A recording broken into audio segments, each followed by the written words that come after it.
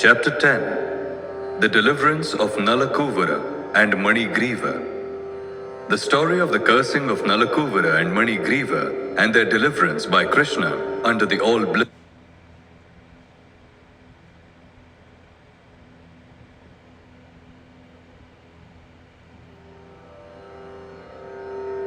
Chapter 10. The Deliverance of Nalakūvara and Maṇigrīva. The story of the cursing of Nalakūvara and Maṇigrīva and their deliverance by Krishna under the all-blissful desire of the great sage Narada is here described.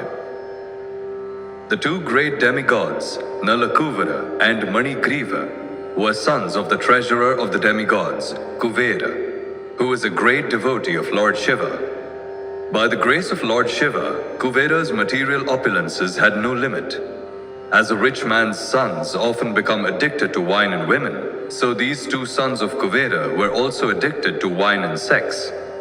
Once, these two demigods, desiring to enjoy, entered the garden of Lord Shiva in the province of Kailasa, on the bank of the Mandakini Ganges. There they drank much and engaged in hearing the sweet singing of the beautiful women who accompanied them in that garden of fragrant flowers. In an intoxicated condition, the two demigods entered the water of the Ganges, which was filled with lotus flowers, and there they began to enjoy the company of the young girls exactly as a male elephant enjoys female elephants within the water. While they were thus enjoying themselves in the water, all of a sudden, Narada, the great sage, happened to pass that way. He could understand that the demigods Nalakūvara and Maṇigrīva were too much intoxicated and could not even see that he was passing. The young girls, however, were not so much intoxicated as the demigods, and they at once became ashamed at being naked before the great sage Narada. They began to cover themselves with all haste. The two demigod sons of Kuvera were so much intoxicated that they could not appreciate the presence of the sage Narada and therefore did not cover their bodies. On seeing the two demigods so degraded by intoxication, Narada desired their welfare and therefore he exhibited his causeless mercy upon them by cursing them. Because the great sage was compassionate upon them, he wanted to finish their false enjoyment of intoxication and association with young girls, and wanted them to see Lord Krishna face to face. He conceived of cursing them as follows. He said that the attraction for material enjoyment is due to an increase of the mode of passion. A person in the material world, when favored by the material opulences of riches, generally becomes addicted to three things: intoxication, sex, and gambling. Materially opulent men, being puffed up with the accumulation of wealth, also become so merciless that they indulge in killing animals by opening slaughterhouses. And they think that they themselves will never die. Such foolish persons, forgetting the laws of nature, become overly infatuated with the body. They forget that the material body, even though very much advanced in civilization, up to the position of the demigods, will finally turn into ashes or stool.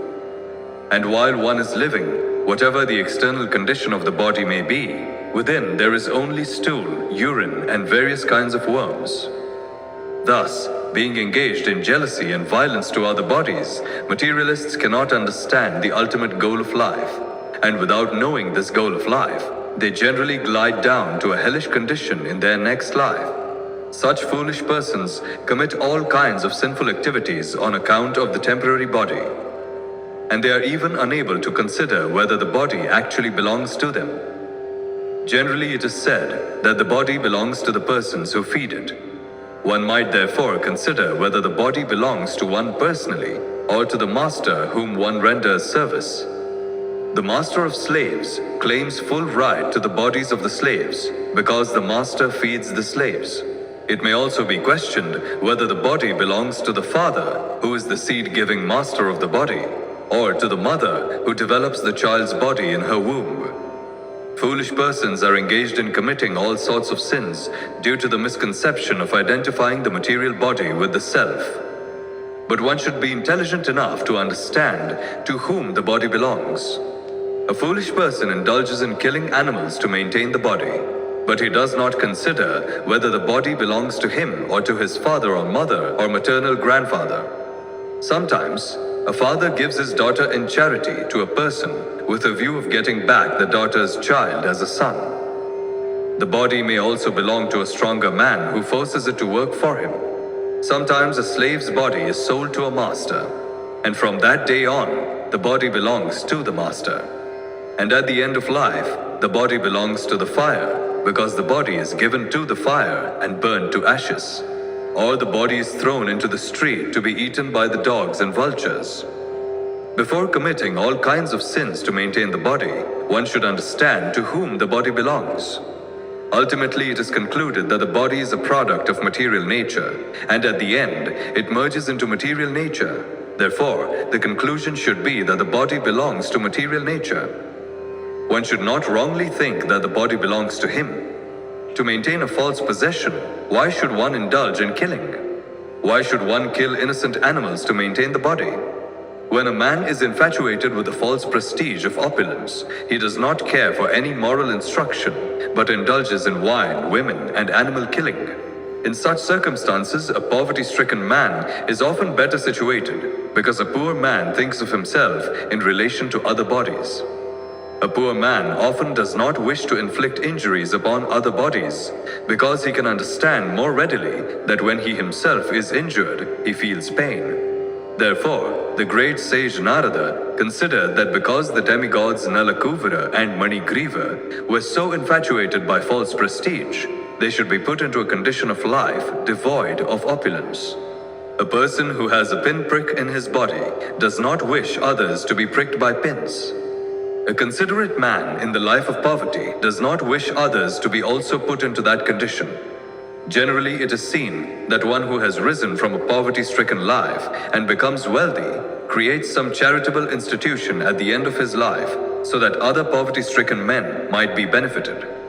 In short, a compassionate poor man may consider others' pains and pleasures with empathy. A poor man is seldom puffed up with false pride, and he may be freed from all kinds of infatuation. He may remain satisfied by whatever he gets for his maintenance by the grace of the Lord. To remain in the poverty-stricken condition is a kind of austerity. According to Vedic culture, therefore, the Brahmanas, as a matter of routine, keep themselves in a poverty-stricken condition to save themselves from the false prestige of material opulence. False prestige due to advancement of material prosperity is a great impediment for spiritual emancipation. A poverty-stricken man cannot become unnaturally fat by eating more and more. And on account of not being able to eat more than he requires, his senses are not very turbulent. When the senses are not very turbulent, he cannot become violent. Another advantage of poverty is that a saintly person can easily enter a poor man's house, and thus the poor man can take advantage of the saintly person's association. A very opulent man does not allow anyone to enter his house. Therefore, the saintly person cannot enter. According to the Vedic system, a saintly person takes the position of a mendicant, so that on the plea of begging something from the householder, he can enter any house.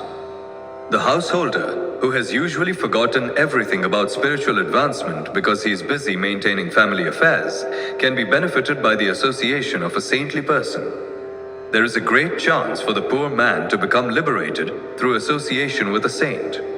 Of what use are persons who are puffed up with material opulence and prestige if they are bereft of the association of saintly persons and devotees of the Supreme Personality of Godhead? The great sage Narada thereafter thought it was his duty to put those demigods into a condition where they could not be falsely proud of their material opulence and prestige. Narada was compassionate and wanted to save them from their fallen life. They were in the mode of darkness, and being therefore unable to control their senses, they were addicted to sex life. It was the duty of a saintly person like Narada to save them from their abominable condition. In animal life, the animal has no sense to understand that he is naked. But Kuvera was the treasurer of the demigods, a very responsible man, and Nalakūvara and Maṇigrīva were two of his sons. And yet, they became so animalistic and irresponsible that they could not understand, due to intoxication, that they were naked. To cover the lower part of the body is a principle of human civilization, and when men or women forget this principle, they become no better than animals. Narada therefore thought that the best punishment for them was to make them immovable living entities, or trees. Trees are, by nature's laws, immovable. Although trees are covered by the mode of ignorance, they cannot do harm. The great sage Narada thought it fitting that although the brothers would be punished to become trees, by his mercy they would continue to keep their memory and be able to know why they were being punished. After changing the body, a living entity generally forgets his previous life, but in special cases, by the grace of the Lord, as with Nalakūvara and Maṇigrīva, one can remember. Sage Narada therefore contemplated that the two demigods should remain for 100 years in the time of the demigods in the form of trees, and after that they would be fortunate enough to see the Supreme Personality of Godhead face to face by His causeless mercy. And thus they would be again promoted to the life of the demigods and become great devotees of the Lord. After this, the great sage Narada returned to his abode, known as Narayanashrama, and the two demigods turned into trees, known as twin Arjuna trees. The two demigods were favored by the causeless mercy of Narada and given a chance to grow in Nanda's courtyard and see Lord Krishna face to face.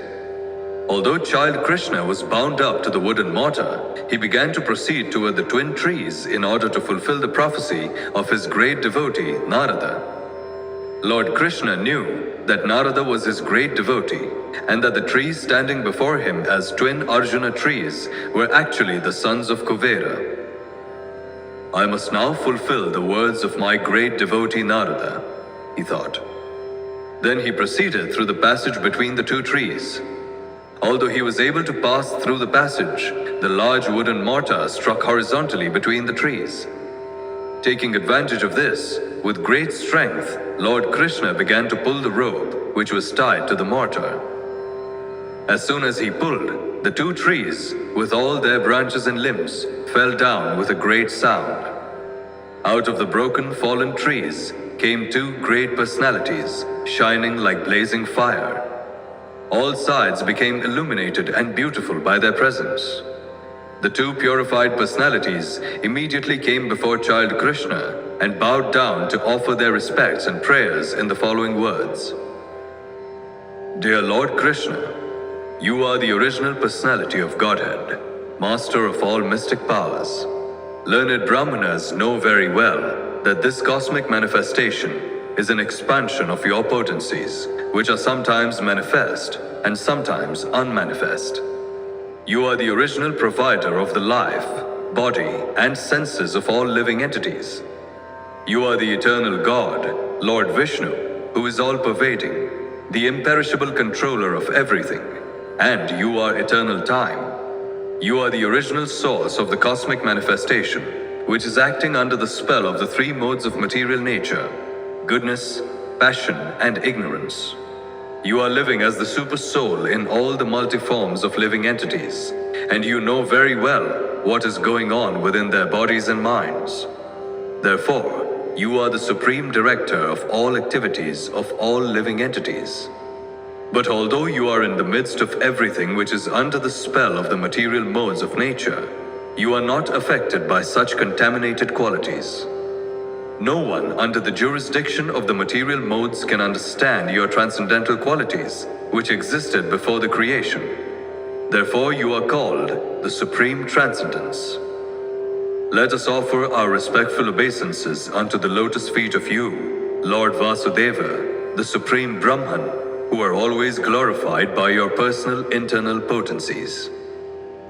In this material world, you make yourself known only by your different incarnations. Although you assume different types of bodies, these bodies are not part of the material creation. They are always full of the transcendental potencies of unlimited opulence, strength, beauty, fame, wisdom, and renunciation. In the material existence, there is a difference between the body and the owner of the body. But because you appear in your original spiritual body, there is no such difference for you. When you appear, your uncommon activities indicate that you are the Supreme Personality of Godhead. Such uncommon activities are not possible for anyone in material existence. You, the Supreme Personality of Godhead, cause the birth and death as well as the liberation of the living entities, and you are full with all your plenary expansions. You can bestow on everyone all kinds of benedictions. O Lord, O source of all auspiciousness and goodness, we offer our respectful obeisances unto you. You are the all-pervading Supreme Personality of Godhead, the supreme source of peace, and the Supreme Personality in the dynasty of King Yadu. O Lord, our Father, known as Kuvera, the demigod, is your servant. Similarly, the great sage Narada is also your servitor, and only by their grace have we been able to see you personally. We therefore pray that we may always be engaged in your transcendental loving service by speaking only about your glories and hearing about your transcendental activities. May our hands and other limbs be engaged in your service, and our minds always be concentrated at your lotus feet, and our heads always bowed down before the all-pervading universal form of your lordship. When the demigods Nalakūvara and Maṇigrīva finished their prayers, the child, Lord Krishna, the master and proprietor of Gokula, bound to the wooden grinding mortar by the ropes of Yashoda, smiled and said, "It was already known to me that my great devotee Narada Muni had shown his causeless mercy by saving you from the abominable condition of pride due to possessing extraordinary beauty and opulence in a family of demigods.